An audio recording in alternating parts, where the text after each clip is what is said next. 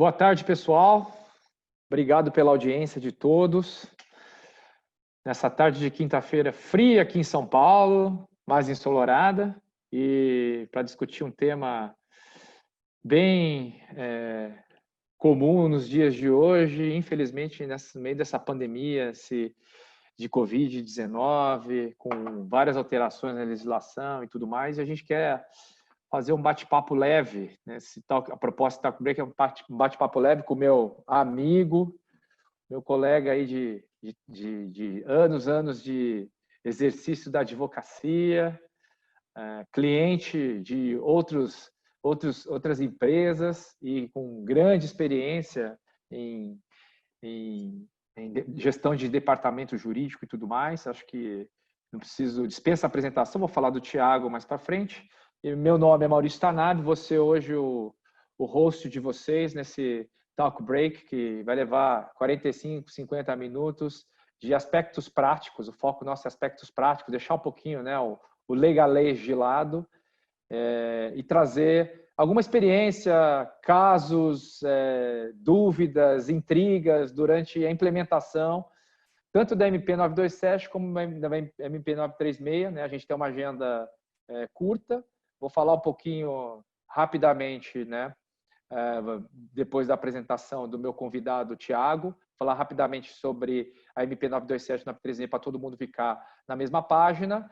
E depois eu vou pedir, né, a participação do Thiago em perguntas específicas, falar como é que a PwC vem encarando isso, vou falar um pouquinho como é que os nossos clientes vêm nos consultando acerca disso.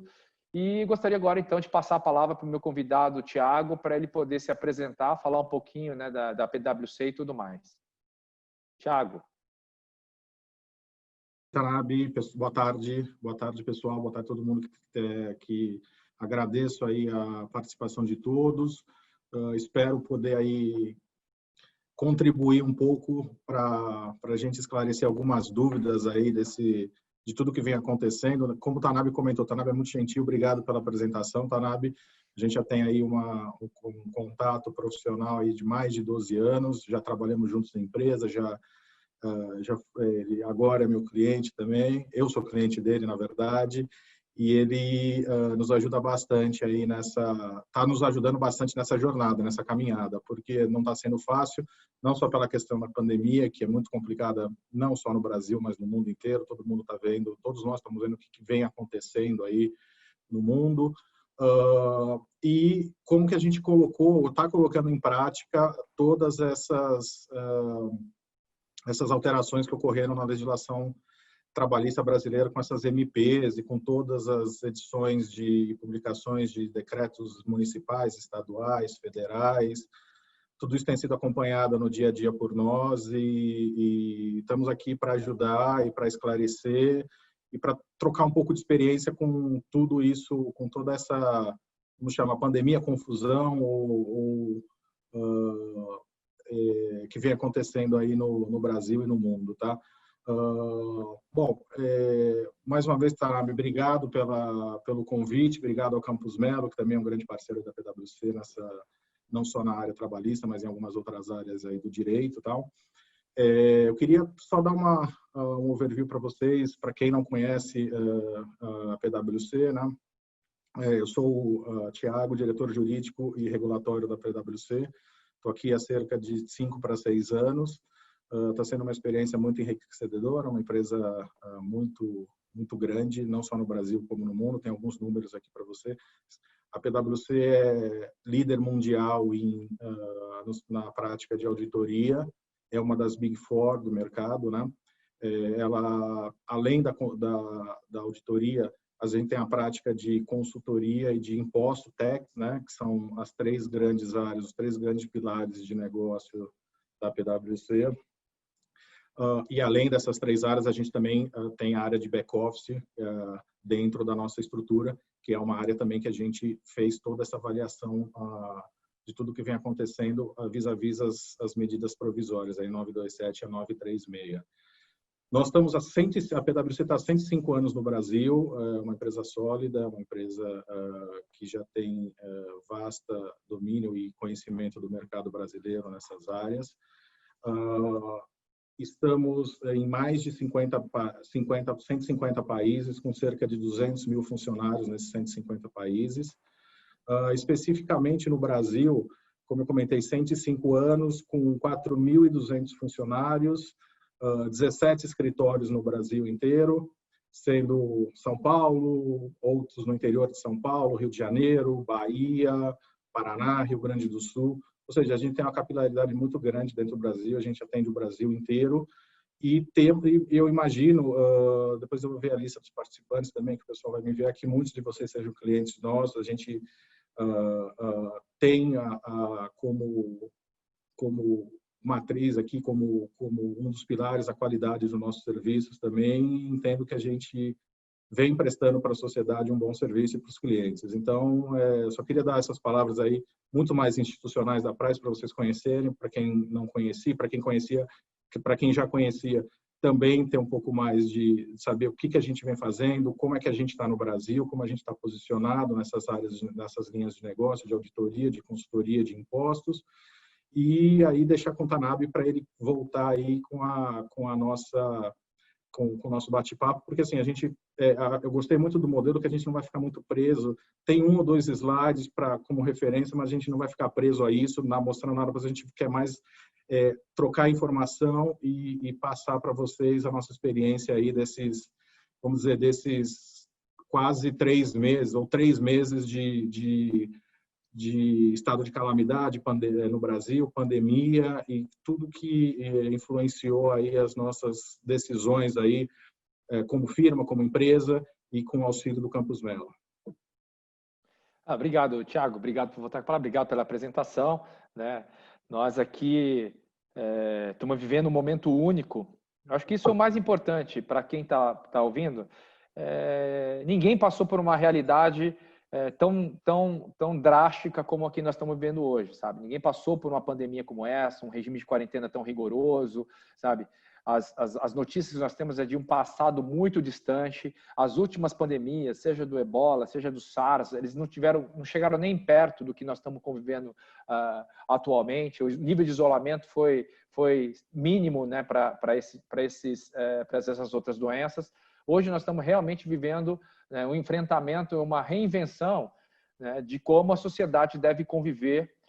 E eu acredito que vai mudar muito o comportamento humano daqui para frente. Nós vamos tratar isso mais no final do nosso webinar, quando a gente tratar de como é que vai ser o retorno, né, pós-pandemia.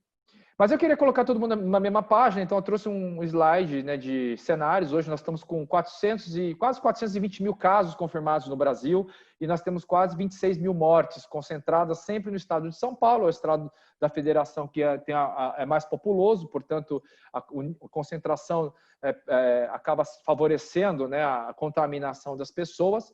Só que eu posso dizer com tranquilidade que o estado de São Paulo está bem preparado para enfrentar a crise, embora o volume de mortes seja elevado. A doença realmente ela é agressiva, embora a gente tenha leitos ainda disponíveis, ela tem um índice de letalidade muito alto e, por isso reflete nesse número elevado. Por outro lado, né, a gente tem uma média positiva, inclusive o próprio Thiago comentou que, para fins de comparação, a gente não pode simplesmente levar em conta o número de casos confirmados, o número de mortes. A gente tem que levar em conta qual é a relação com a população.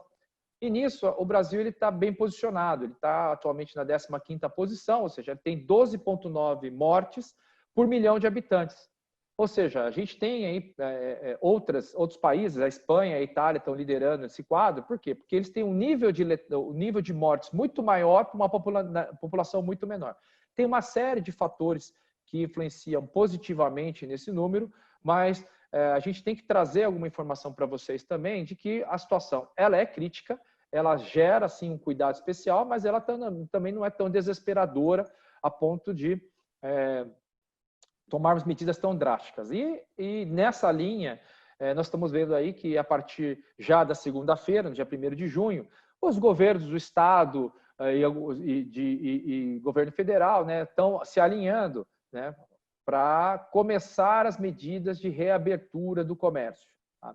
Embora exista um conflito evidente entre governo federal, estadual e municipal, inclusive, né, com decisões do STF que reconhecem, né, a competência dos estados, a gente está vendo que essas competências estão convergindo para uma abertura gradativa das atividades comerciais, tudo bem? Então, a gente enfrenta ainda um desencontro de informações sobre protocolo de cloroquina ou protocolo de hidroxicloroquina, qual é o melhor tratamento, se é melhor o vertical ou horizontal de quarentena, e isso traz uma incerteza grande de como vai ser, né, a reabertura da nossa economia e quando ela vai se dar a pleno vapor, né? Então, a gente tem um plano diretor aí que o Estado de São Paulo implementou, que está sendo seguido aí pela maioria dos outros estados, e essa abertura, obviamente, vai se dar gradativamente. Nós temos aí, para enfrentamento da crise, então, o governo federal, ele editou algumas normas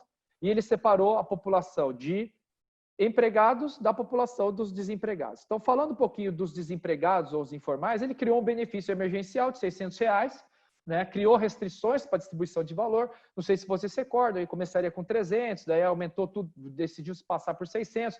Isso gerou um primeiro momento de euforia por conta dos informais, que seriam acolhidos, né, pelas medidas do governo, mas, por outro lado, já começou a apresentar os primeiros problemas. O primeiro deles foi o próprio saque do benefício, gerou aglomeração e, com isso, o aumento da contaminação. Então, isso foi endereçado lá atrás, mas isso é uma fotografia de como as decisões governamentais têm sido desencontradas nesse momento. Nós temos ainda o caso da 927, da MP 927 e 936, que nós vamos tratar especificamente hoje, mas a MP 927, ela já nasceu e menos de 24 horas depois, para quem não se recorda, já teve o artigo 18 revogado. Ele foi revogado pelo próprio presidente, justamente por uma falta de diálogo na condução da suspensão do contrato de trabalho para qualificação de mão de obra. Então, é bom a gente lembrar que essas divergências de informação, de legislação, elas já vinham acontecendo desde o início da pandemia, esse desencontro, e isso gerou uma insegurança jurídica. E essa insegurança jurídica refletiu o quê? Nos aspectos práticos do processo de implementação daquelas empresas que já implementaram e para aquelas empresas que muitas de vocês estão aqui, são clientes do escritório, estão nos consultando sobre isso, como vai ser a implementação da 936, principalmente, porque a 927 ela já está praticamente sedimentada, embora a gente tenha tido uma decisão recente aí, e a 936, que também sofreu uma alteração por portaria, uma discussão tremenda, que eu vou abordar mais para frente.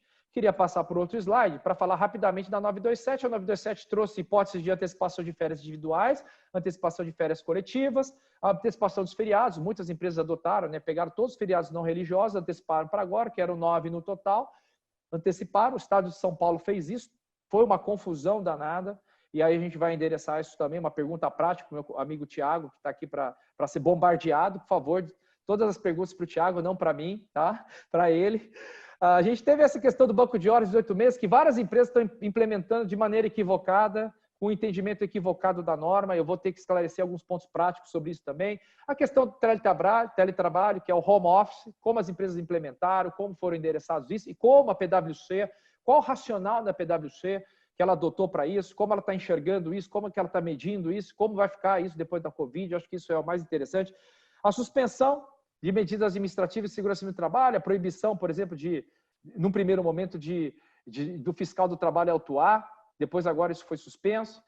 A não exigência de exame admissional, de exame de periódico, só o demissional continua obrigatório.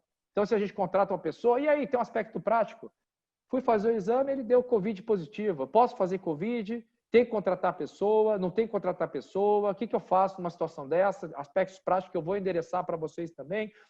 E aí, a gente teve aí na 927 o diferimento do recolhimento de garantia, que foi justamente aquela questão do, olha, eu vou parcelar isso ao longo do tempo, né? Pego 3 competências, parcelo para o segundo semestre, e aí um monte de empresa está enfrentando um monte de problema por causa disso, porque decidiu desligar pessoas nesse caminho. E aí tem que fazer retificação da informação prestada lá na frente para a Caixa Econômica Federal, porque ele tem que antecipar o recolhimento da pessoa que está saindo. Então, tudo isso, né, gerou alguns problemas práticos que a gente não consegue entender quando está discutindo a norma. Aí teve aí o julgamento recente do STF, há 3 semanas atrás, que suspendeu os efeitos do artigo 2931, que fala que Covid expressamente não era doença ocupacional, depois ele suspendeu os efeitos desse artigo. Qual é o efeito disso? Né? E a suspensão das autuações, que também, esse artigo também foi suspenso, ou seja, o fiscal ele pode ir lá e autuar, ele não há necessidade de fazer aquele dupla visita, adiar a autuação para depois da pandemia e tudo mais. Com relação a 936, que é o próximo slide, ele implementou o programa de benefício emergencial, e aí a gente tem aqueles hipóteses de redução contratual de 25% a 70%, com um pagamento de um benefício. Gente, isso aqui é uma coisa importante para deixar claro, porque muitas empresas se confundiram e achavam que o governo ia pagar 70% do salário do colaborador. Ele vai pagar 70% do benefício do seguro-desemprego. E esse benefício varia do quê? De 1.045 a 1.813. É um percentual disso. E quando a gente fala em percentual disso, o benefício efetivo emergencial varia de R$ 261 a R$ 1.269. Então, a redução de 25% não é 25% do salário que ele vai receber, é 25% do benefício de seguro-desemprego. Então, muita gente teve perda salarial e isso só ficou evidente depois da medida. E muita gente calculou, usando a nossa supercalculadora, que está no site, inclusive, do Campus Melo Advogados, qual seria o benefício? E falou, Tanabe, a calculadora está calculando o valor errado. Eu falei assim, não está calculando o valor errado. A guia informada pelo CNS do salário, dos últimos 3 salários, é que estava informando uma remuneração diferente. Por isso, o benefício veio diferente. Mas a diferença era mínima. Então, é importante que fique claro que algumas medidas administrativas práticas deverão ser tomadas mais para frente com relação a isso. E também, na 936, ela previu, né, teve a previsão da suspensão do contrato por 60 dias. A suspensão do contrato por 60 dias com o benefício pago integralmente pelo governo, obviamente com empresas que têm faturamento acima de 4,8 milhões, 30% pago por eles.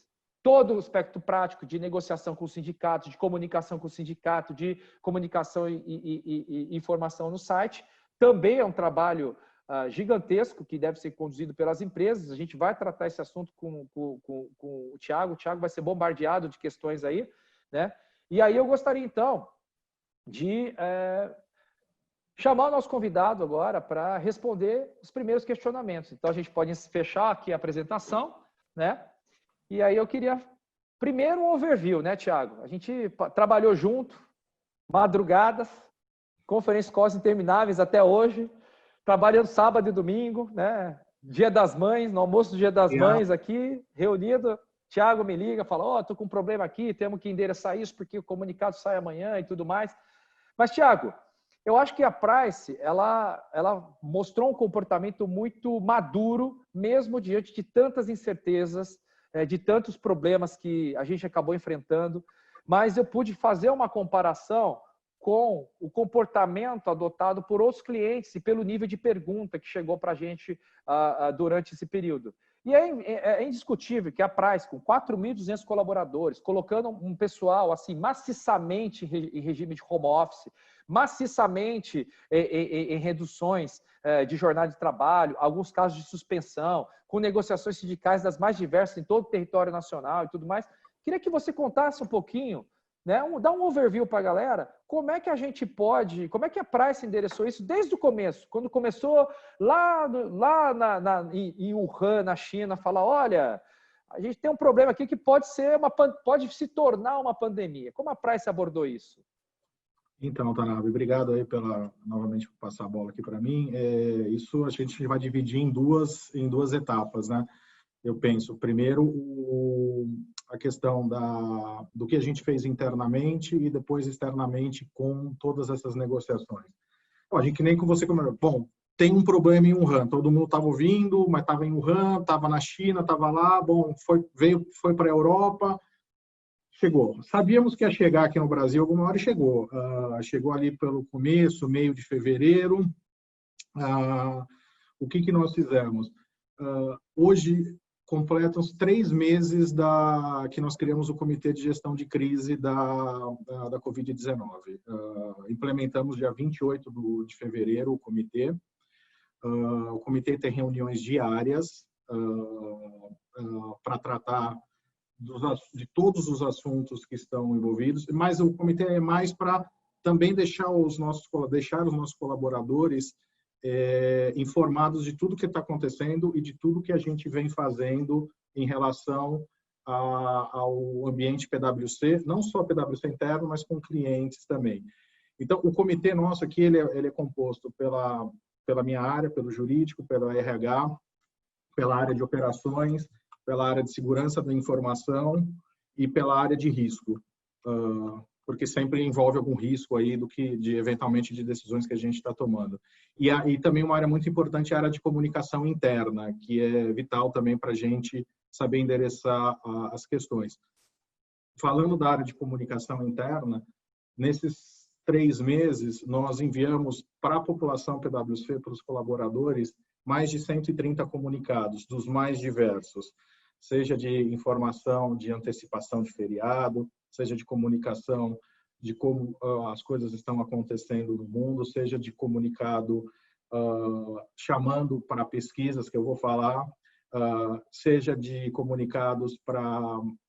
nós tivemos, nesse meio tempo, nesses 3 meses, 2 calls com o presidente da Price, que ele veio, falou, explicou a visão dele, a visão da firma, a visão da liderança, de tudo em relação à Covid, a mercado, ao que vem acontecendo. Também implementamos sessões aí de bem-estar para os funcionários, sessão de yoga, sessão com terapeuta, a sessão de alongamento, tudo online, tudo via a ferramenta que a gente utiliza para isso, que é o Hangouts. E também uma coisa muito importante, nós firmamos uma parceria com o Doutor Saúde, que, para quem não conhece, é uma clínica, é uma clínica média que atende online. Então, se o funcionário está sentindo algum sintoma, ou até mesmo para definir se é um sintoma de Covid, se não é, para deixar a pessoa mais tranquila, ou para saber se ela precisa de um pronto atendimento, ele liga para o Doutor Saúde e tem médicos à disposição para fazer essa consulta com ele online. Nós também monitoramos os casos internos que são reportados de Covid, que a gente pode dividir em 2 etapas.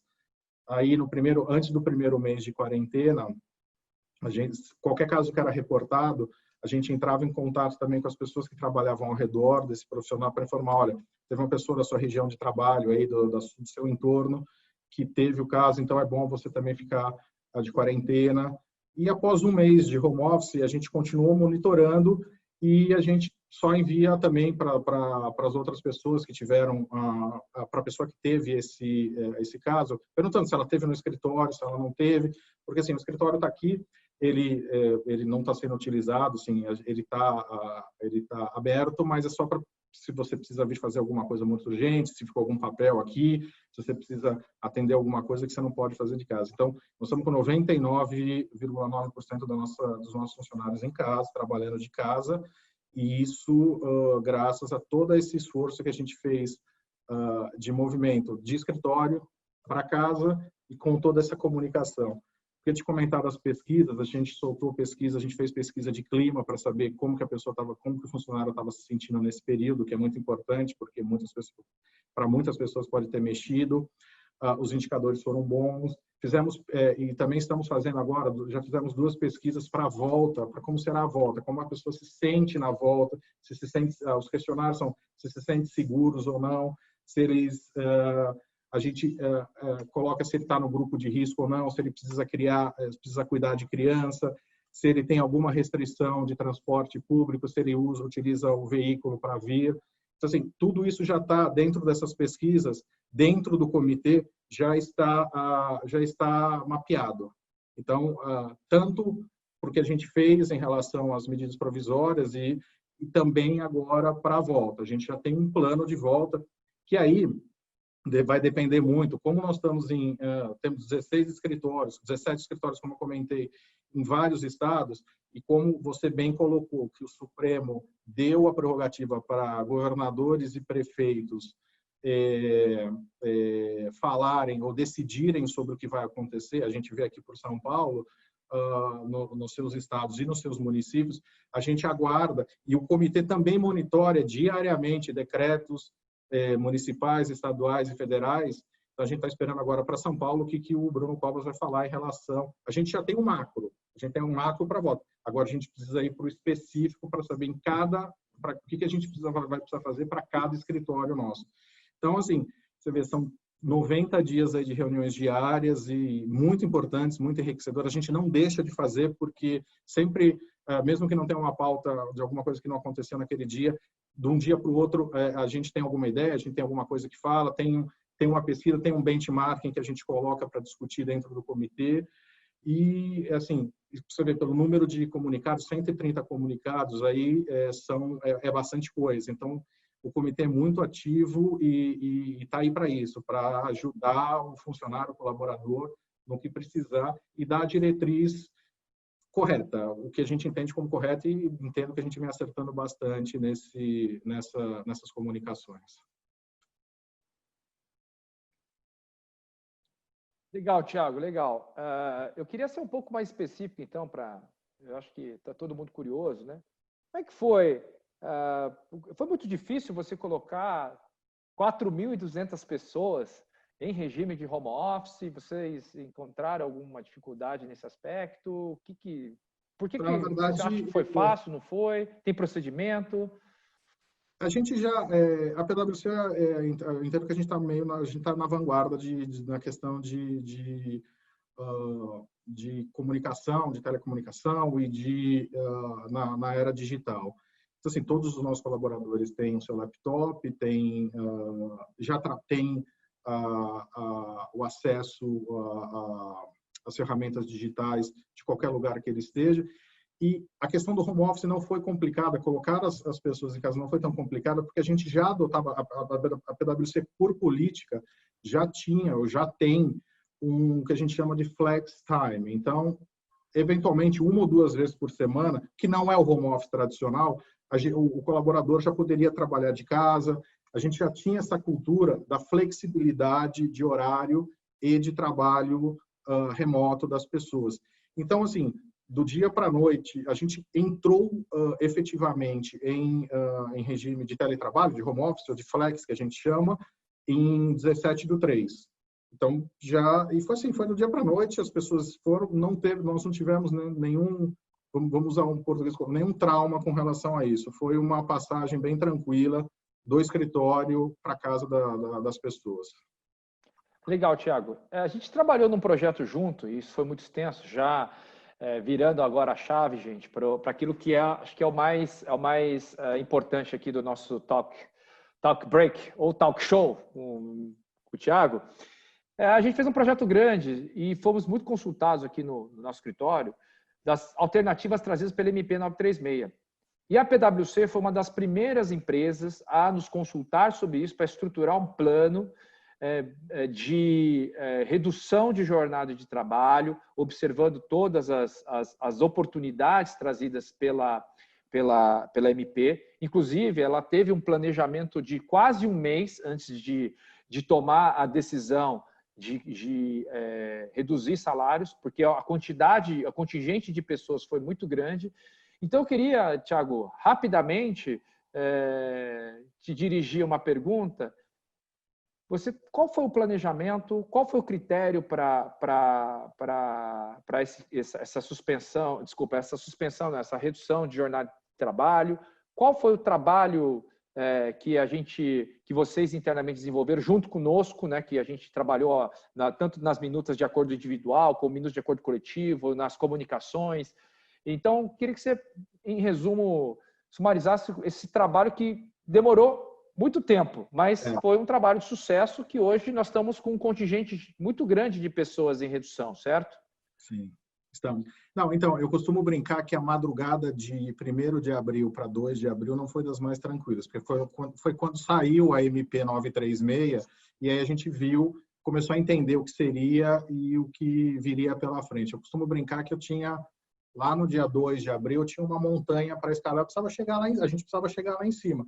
Só que teve que ir passo a passo, não teve jeito. Era um dia atrás do outro, uma pergunta atrás do outro, para a gente ter uma ideia da dimensão aqui do nosso desafio. E eu acho que o desafio ele está sendo cumprido com 2 coisas, com planejamento e com transparência. Porque, como o Tanabe comentou, ele está com a gente nessa jornada.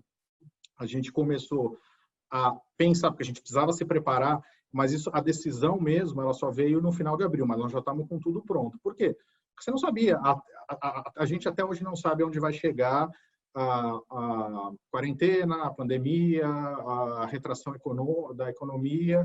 Então, a gente foi trabalhando nesse cenário. Quando eu falo da transparência, porque a gente chegou no final de abril, na última semana, quando foi pela liderança da firma tomada a decisão, e essa transparência que é muito salutar aqui dentro. O presidente da Price reuniu todos os sócios, todos os diretores, todos e falou assim: olha, a gente tomou essa decisão, mas eu quero que vocês falem com todos, diretamente com os colaboradores. Na segunda-feira da semana que vem sai uma mensagem para todo mundo em relação a isso, mas eu quero que vocês falem com eles, porque é uma negociação, a gente vai falar e a gente vai falar da importância disso, tanto para nós como para eles. Então, não foi algo que o colaborador recebeu um e-mail de redução ou um e-mail de negociação para reduzir o salário. Não. Todo líder de linha de negócio, todo líder, no meu caso, do jurídico, de RH, de finanças, todo líder falou antes, conversou antes com seus colaboradores, com seu colaborador, para explicar a situação e para falar qual tinha sido a decisão da firma. Então, a transparência e enfrentar o problema de frente foi eu acho que crucial. E o planejamento. Você imagina, 4.200... Então, alguns números, 4.200 funcionários. Estamos com 17 escritórios, 18 sindicatos para negociar. Eu olhava aquilo e falava, não é possível, a gente não vai conseguir, porque 18 sindicatos, imagina, 4.200 funcionários. Então, bom, o que a gente criou? A gente criou uma metodologia de trabalho em relação a isso. Tinha que ter sido criada uma metodologia de trabalho. Então, a gente dividiu as fases. Bom, o jurídico é responsável pela negociação sindical, mas a elaboração das minutas individuais e coletivas.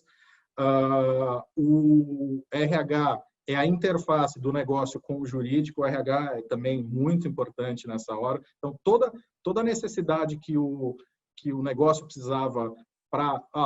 e nós, assim, a decisão não foi só 25, só 50 ou só 70. Teve de tudo. Temos 25, temos 50, temos todas as modalidades. Por quê? Porque se você analisar, a AMP ela é muito bem escrita, ela é direta e reta. Mas, numa empresa, numa firma como a nossa, que você tem 3 linhas de negócio diferentes, com o back-office ainda, para implementar isso, então cada um tem uma necessidade.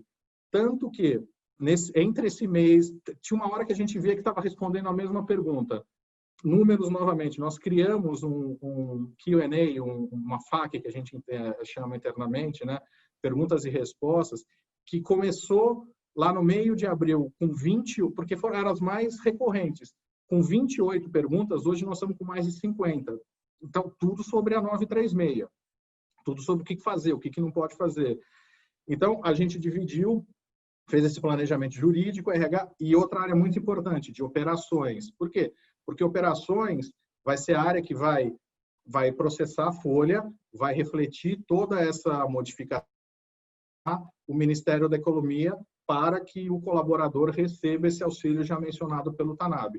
Ou seja, o jurídico fez toda a parte jurídica dessa operação, com minutas, com negociação com o sindicato, e hoje com o envio dos termos para o sindicato.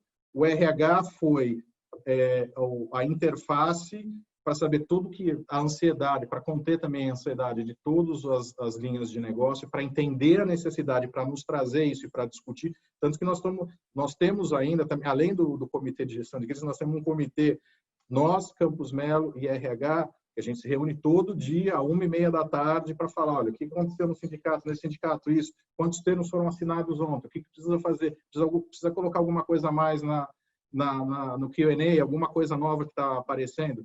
Fizemos isso e continuamos fazendo isso dia a dia, porque hoje nós estamos naquela curva, falando de curva que se fala muito, crescente, das pessoas que foram colocadas, né, em redução a partir de 4 de maio, e que tem algumas ainda que estão ao meio do caminho, porque você tinha gente em férias, você tinha pessoas com diferentes situações, não dá para você colocar todo mundo ao mesmo tempo, porque você também precisa ter gente que não esteja na redução, porque precisa atender o negócio não parou.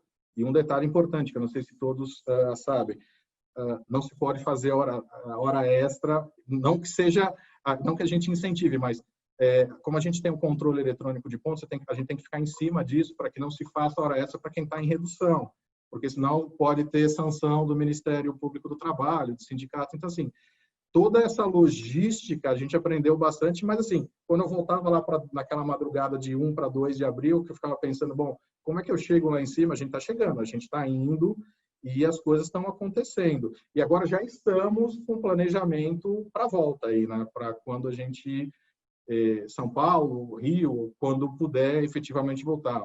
Ontem achávamos que já poderia ser no dia 1º, mas o Bruno Cova já falou que hoje para São Paulo, que ele ainda no dia 1º vai começar a verificar com a vigilância sanitária o que vai acontecer, então a gente ainda não tem uma visão muito clara de quando será a volta.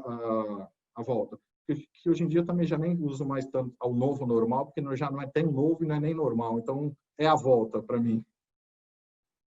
Legal, Thiago. Legal esse aspecto. Eu só queria complementar, porque como eu estou trabalhando ativamente nesse projeto também, a gente tomou um susto, né, Thiago, quando veio aquela antecipação de feriados, né?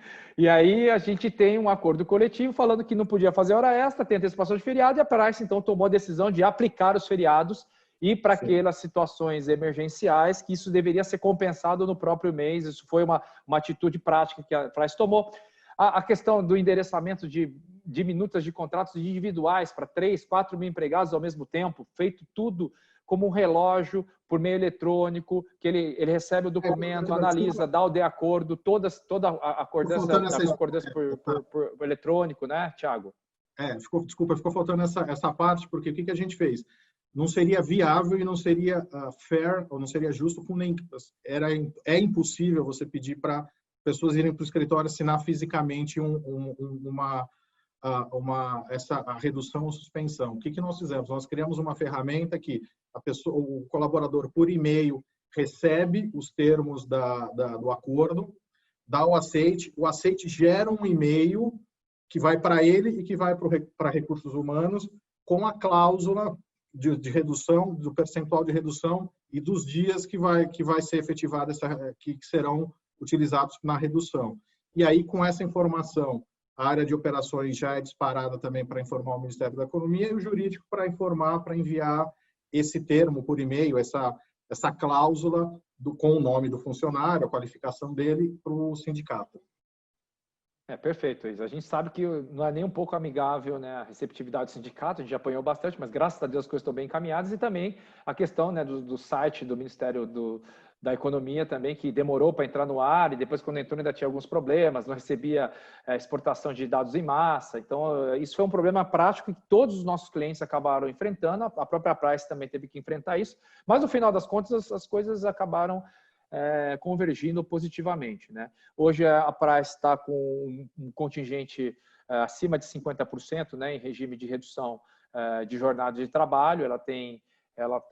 E as coisas estão funcionando. Ela controla a redução de jornada de trabalho porque ela manteve, né, por opção, ela manteve, né, o controle de jornada por meio eletrônico, como já tinha sido negociado com o próprio sindicato, né, para saber que os colaboradores estão efetivamente reduzindo a jornada, né, que é uma coisa que os outros clientes nossos não vêm enfrentando, porque eles enquadraram os trabalhadores no regime de home office sem controle de jornada, né? Então, dado esse endereçamento com relação a essa questão e tudo mais, as disputas que a gente já enfrentou incansavelmente com o sindicato, eu gostaria de agora passar para uma parte que é talvez a parte mais interessante. Depois de todos os desafios da comunicação individual para os trabalhadores, a transparência, a negociação com o sindicato em paralelo, porque a decisão da Price foi colocar as pessoas em regime de redução e negociar com o sindicato paralelamente, justamente para evitar que a demora na negociação sindical ela atrasasse a implementação do projeto, porque a MP permite isso, muito embora a gente tenha enfrentado algumas discussões internas, porque o Lewandowski deu uma decisão, depois voltou atrás na decisão, o STF estava tendo um entendimento diferente em relação a essa norma. Bom, feito tudo isso, a gente está hoje com 5 sindicatos ainda pendentes de fechamento, as coisas estão bem encaminhadas, graças a Deus, e graças ao planejamento que a gente vem adotando. E aí, a Price, como sempre, né, ela teve um processo de planejamento para isso, e agora ela já está conversando internamente no planejamento da volta, né, que eu acho que é muito importante, né? o planejamento para voltar. Então, nesses 10 minutos finais, antes de a gente entrar, né, para a discussão do Q&A e tudo mais, Thiago, queria, assim, eu tenho sido muito consultado sobre, olha, como é que vai ser essa volta, né? Porque com a Covid 2019 sendo suspensa aquele artigo que falava que não era doença ocupacional, várias empresas estão nos consultando, qual a implicação técnica disso? E eu falei, olha, é a inversão do ônus da prova. O empregador agora tem que provar que ele tomou todas as medidas para evitar a contaminação do trabalhador no ambiente de trabalho. Então, assim, a volta não vai ser uma coisa tão simples. Então, tem clientes nossos que já estão fazendo planos estruturados para voltar de 20%, 30%, 40%, jamais vão ter 100% das pessoas no escritório. Tem cliente que já começou obras no escritório. Para quê? Para readequar a organização dos postos de trabalho, para que as pessoas tenham um distanciamento entre posições de trabalho. Tem clientes que vão adotar, já adotaram o home office em caráter definitivo até o final do ano, inclusive liberando o mobiliário, que é a cadeira com regulagem de altura e de encosto, a mesa com regulagem de altura e encosto, liberando o mobiliário da empresa em comodato para o trabalhador, para que ele possa ter uma condição ergonômica melhor. Sabe? Então, a gente está vendo várias iniciativas sendo consultado por vários clientes, aspectos práticos, o que é legal, o que não é, como é que funciona essa alteração de jornada. Dentro desse cenário de retorno, como a Price já vem tomando, a PwC já vem tomando medidas nesse sentido, inclusive já fez consultas pontuais, e a gente não tem, evidentemente, a visão do todo, né, de como é que, quais as frentes estão sendo trabalhadas nisso. Você que está lá no comitê, Thiago, você pode dar uma palhinha para a gente do qual que seria um planejamento ainda incipiente da Price com relação ao retorno? Você já fez alguma coisa? Como é que está lá o prédio? Então, a gente já tem aí o escritório de São Paulo e alguns preparados para a volta, né? Então, vocês podem verificar aí, esse aqui são fotos do escritório de São Paulo. Você já tem o elevador dividido para somente 4 pessoas dentro do elevador. Você já tem o álcool gel dentro do elevador, na entrada do elevador e também, se puder ir para outro slide, nas saídas de toalete. Você tem essas marcações no chão. Aqui à direita, à minha direita, você pode ver que é a cafeteria, onde tem lá, onde todo mundo tem um cafezinho, água, tal. A gente vai orientar uma pessoa por vez, porque a nossa intenção, ou o número que a gente mais ou menos está trabalhando, seria nessa primeira fase voltar com no máximo 30% de capacidade por andar e nem todos os andares do prédio que a gente tem aqui em São Paulo. E isso, o número 30 ele pode variar para mais e para menos dependendo do escritório. Mas as questões mais de benchmark mais básicas da volta, álcool gel, máscara, termômetro, isso a gente já tem tudo contratado e visto para os funcionários. Então, para quem vier ao trabalho, para quem voltar numa primeira fase de trabalho. Então, aí depois vai ter comunicado de como você retira a sua máscara, de onde estão os postos de álcool gel, o que você deve fazer. Aí também a gente vai ter mais para frente a divisão das baias por aquele acrílico, porque nesse primeiro momento, junto com a área de facilities, você não vai ter ninguém lado a lado. Então, 30% você vai ter uma pessoa num canto, outra na outra no meio. Então, não tem como o distanciamento social de trabalho, ele tem que ser bem preservado. Então, nisso eu estou super tranquilo que a gente está totalmente compliance com o que vem. Agora, mais uma vez, eu não sei se num decreto específico de alguma prefeitura vai ter alguma exigência a mais. A gente precisa esperar um pouco mais. A gente já está no macro e depois vai entrar no específico, caso a caso, para a volta. Tanto que no estado de São Paulo, como a maioria pode ter visto no anúncio do Dória de ontem, imobiliários, escritórios, ele já deixou tudo no genérico. Então, eu acho que vai ser algo bem direcionado para um escritório, num prédio, num edifício, que vai ter que ter com certeza vai ter que ter as suas peculiaridades. A gente ainda não sabe qual é, mas, mais uma vez, as de praxe que eu digo, não seja de praxe, mas as que a gente já sabe que são indispensáveis, álcool gel, máscara, termômetro para entrar, a gente já está com tudo isso mapeado, e como vocês podem ver dessas fotos aí que eu trouxe, de como já está o escritório aí preparado para uma primeira fase de volta. Perfeito, Thiago. Obrigado, sabe? A gente já vai...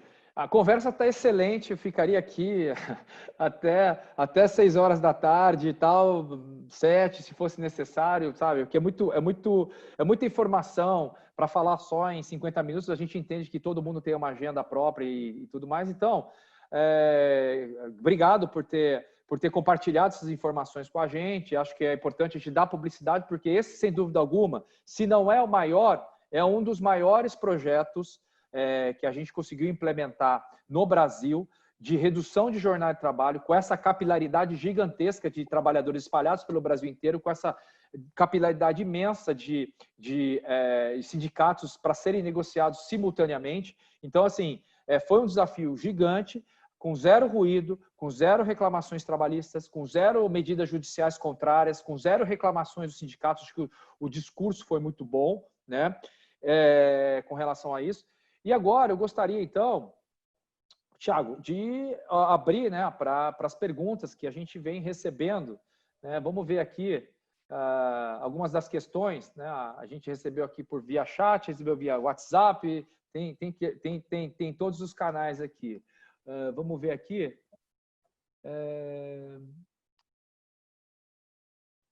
Temos 4 perguntas aqui. Vamos ver aqui, Thiago. Vamos lá. Então, a pergunta aqui que foi enviado pelo João Vitor Moque disse: o que acontece se a empresa colocou os funcionários em suspensão de contrato de trabalho 60 dias atrás, mas agora a situação está muito pior do que se imaginava no começo da calamidade? E a empresa precisa demitir esses funcionários. Quais são as opções para demitir? Bom, essa pergunta é para mim, né? A opção para demitir, João, na verdade, já é prevista na própria MP. Se você precisar desligar o empregado que ficou em suspensão, você vai ter que pagar para ele 100% do salário dele a título de indenização por mês que ele permaneceu, né, no caso 60 dias, por mais 2 remunerações. Além, evidentemente, das verbas rescisórias que ele deveria receber legalmente, tá? Então, acho que tá respondida essa questão, tá? Aqui tem uma questão curiosa, que inclusive a gente endereçou para a gente enfrentou lá na PwC, e talvez o Thiago possa responder. Thiago, uma pergunta da Louise Thompson. Louise Thompson é uma grande colega, amiga, cliente que vive em Houston. Ela está perguntando o seguinte: para os já aposentados, podemos implementar a suspensão? O empregado aposentado receberá ou não o benefício do governo? Como é que a PwC trabalhou a questão do aposentado, Thiago? Isso veio pela regulamentação da 936 junto ao Ministério da Economia. Foi uma portaria, e aí, Tanabe, me ajuda, o número da portaria que a gente... 10486. 10486, que saiu aí no dia 24, 26 de abril. O que diz essa portaria? Que quem recebe algum outro benefício previdenciário não pode ser colocado em redução nem em suspensão. Então, claramente, o aposentado não pode ser colocado, quem já é aposentado pelo INSS não pode ser colocado em redução nem em suspensão. O que nós fizemos? A gente colocou esse flag porque a gente não tem isso mapeado. Quem são todos? A gente pode saber de um ou outro caso que você conhece, porque você tem algum contato com a pessoa, mas não tem mapeado isso na firma inteira. Então, a gente colocou esse flag junto à RH e operações, para que se aparecesse alguém na qualidade de aposentado, não fosse colocado nem em suspensão ou em redução, porque realmente não é permitido por essa portaria. Porque, na verdade, qual que é o intuito da portaria? É que uma pessoa não receba, o mesmo CPF não receba 2 benefícios ao mesmo tempo, né, do INSS. Beleza. Thiago, eu tenho mais uma perguntinha para você aqui. A PwC está estudando a extensão do home office? Se sim, home office definitivo, evidentemente, né? Se sim, pode dividir conosco o que tem desenhado? O que vocês estão planejando? Então, na verdade, o home office ele será uma realidade. A gente não vai voltar a trabalhar da mesma forma que a gente trabalhava até 2, 3 meses atrás. Seja fisicamente, dentro de escritórios, ou seja, sem utilizar tanto a tecnologia, que ela é primordial para isso. Como eu comentei antes, a gente já tinha uma política de flex time, flex menu para você, para o colaborador ficar aí 1 ou 2 dias, e a gente já está num estudo de, quando voltar, em razão desse limite de pessoas por andar, por escritório, e conforme determinação estadual ou municipal, a gente vai implementar, assim, vamos implementar um home office fixo. Está em estudo, está sendo desenhado e vai ser objeto da discussão tanto de comitê do Covid, como comitê de trabalhista, que a gente chama aí junto com o Campus Melo, com o RH. Mas sim, não tem como deixar de implementar uma iniciativa como essa. Tiago, você está com o Ibope alto aqui, viu? Porque tem mais uma perguntinha para você aqui. Posso fazer? Pode. Vamos lá. A Aline Souza pergunta: Tiago, como vocês pretendem tratar os funcionários que utilizam meios de transporte público para ir e vir ao escritório, ao trabalho? Então, acho que eu comentei naquela a gente está mapeando, a gente já tem uma ideia, mas a gente está mapeando nessas pesquisas que a gente tem feito, quem utiliza transporte público, quem tem veículo próprio. A gente está, por exemplo, se a pessoa utiliza transporte público, a gente vai incentivar, se ela tiver veículo próprio ou veículo familiar, a gente vai incentivar a vir de carro ao escritório, a gente vai disponibilizar mais vagas de garagem, até porque a gente já tem um contingente de vagas aqui de garagem. A gente vai, como serão todos que virão ao mesmo tempo, quem vir vai ter, mesmo que não utilizasse a garagem, a gente vai poder utilizar a garagem de uma forma livre. Então, assim, a gente vai incentivar que quem utiliza transporte público utilize transporte privado, se assim puder. Agora, se não tiver essa condição, se não tiver veículo próprio, a gente tem aqui, não sei se vocês sabem onde fica a Price fica perto do metrô da Barra Funda. A gente já tem os ônibus que também vão ter as restrições, né, que faz o transporte da pessoa do metrô, do funcionário do metrô, ou as vans, né, do metrô até a Price e vice-versa, e que elas vão ser adaptadas também para número menores de pessoas, mas todas essas pessoas vão estar com máscaras, vão estar com álcool gel para se locomover no transporte público. Mas o que a gente está buscando, o que a gente está vendo agora é que, se ela tiver a oportunidade de vir com um veículo próprio sozinha, aí, nesse primeiro momento, as vagas de garagem vão estar disponíveis para que elas sejam utilizadas, mesmo que a pessoa não utilizasse antes. Muito bom. Olha só,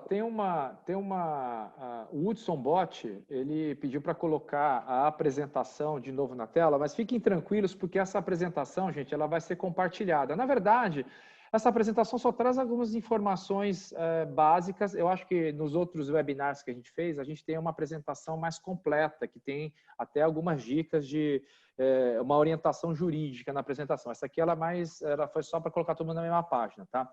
E o mesmo Hudson, ele falou que, bom, não vai perguntar agora, né, Hudson? Eu tenho uma pergunta aqui que ela é bem interessante, né?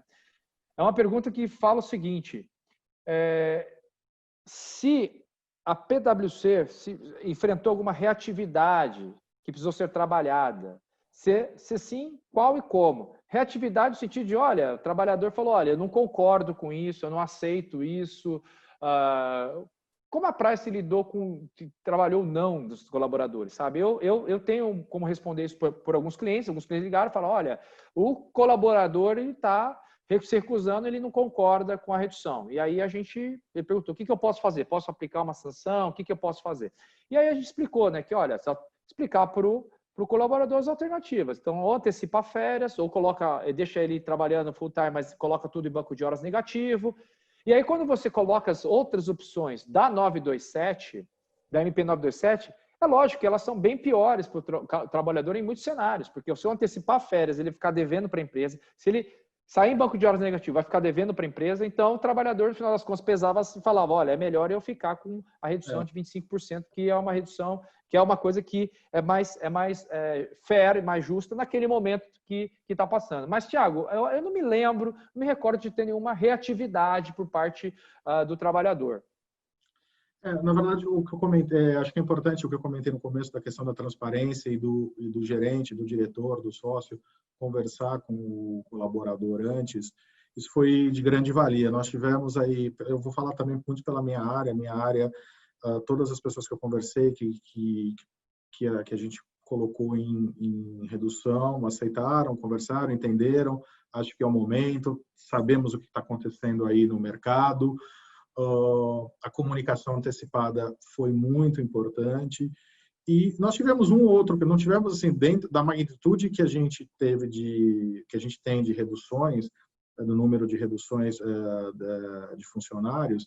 Tivemos um outro caso da pessoa questionar, querer entender melhor, não assinar o termo naquele dia, mas conversar novamente depois com o gerente e depois assinar. Eu não tenho salvo engano, eu não tenho nenhum termo pendente hoje de assinatura por o funcionário não ter concordado com algo. Legal, Thiago. Obrigado pela resposta. Acho que ficou claro aí que o diálogo é a melhor forma de se resolver qualquer tipo de impasse no momento da manifestação. Eu acho que o funcionário tem todo o direito de questionar e perguntar o porquê, o que acontece, o que é isso, de que forma, mesmo porque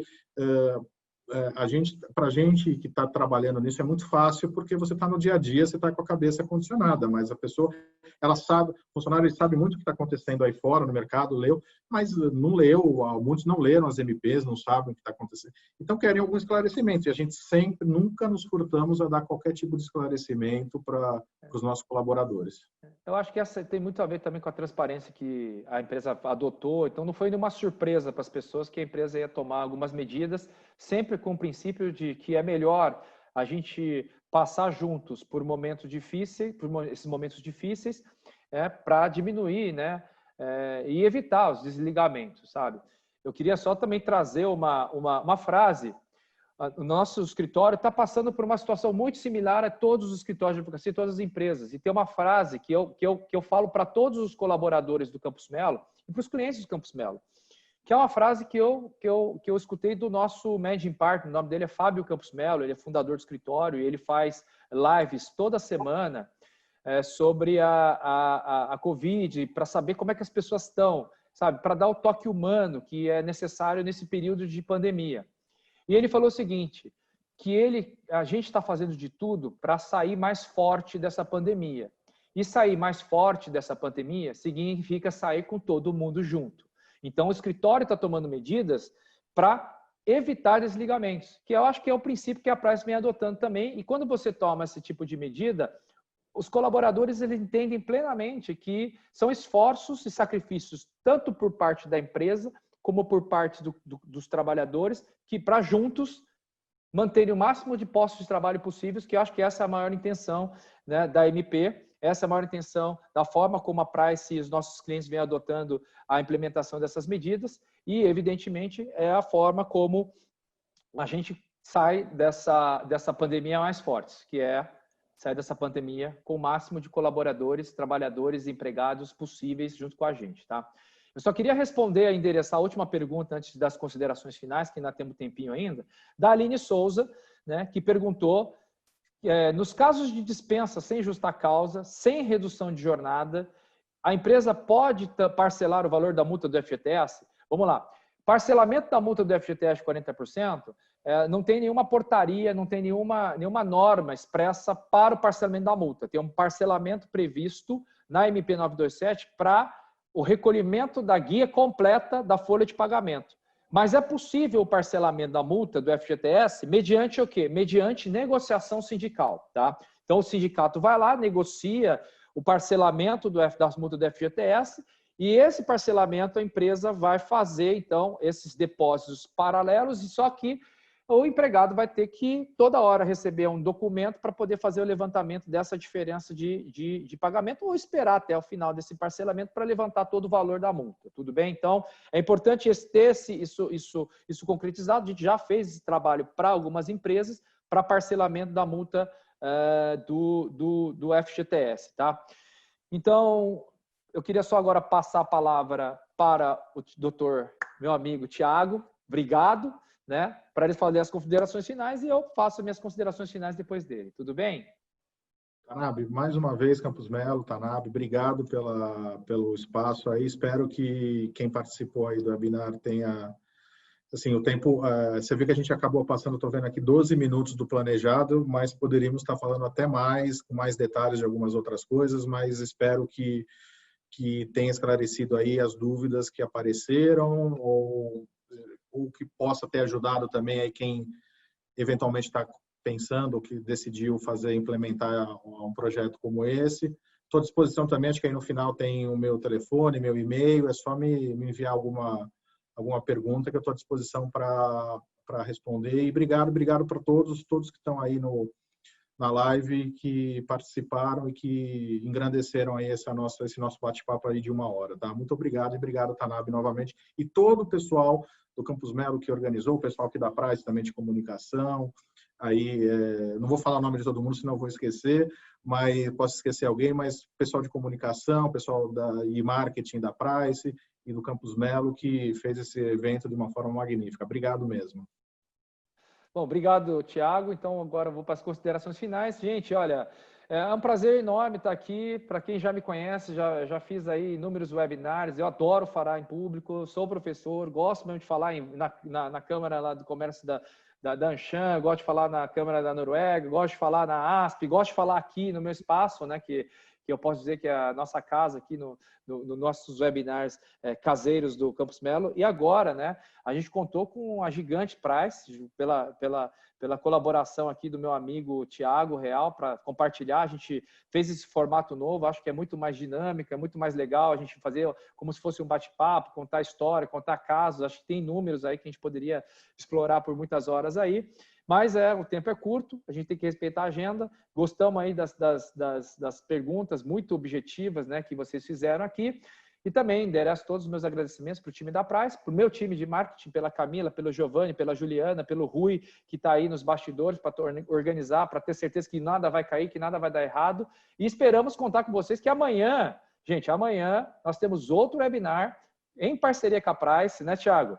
Um outro webinar que é super interessante, um webinar que fala de compliance, de investigação interna, com o nosso sócio Ricardo Caiado, com a nossa associada Ana Júlia e a Poliana, e também o sócio responsável pela área de investigação da Price, cujo nome é, Thiago, como José é o nome Figueira. dele? José Figueira. José Figueira, exatamente. A gente amanhã vai ter esse webinar. Por favor, acompanhem isso na nossa página, lá no LinkedIn. E todo mundo, obviamente, está convidado, porque é um tema super interessante, ainda mais agora que a gente está passando aí por um processo aí de várias investigações por desvio de verba relacionada aí à contratação de saúde, e isso tem tudo a ver e tem muito a ver com o tema de amanhã, tudo bem? Obrigado a todos, boa tarde e até a próxima, até o próximo webinar, hein? Tchau, tchau, gente.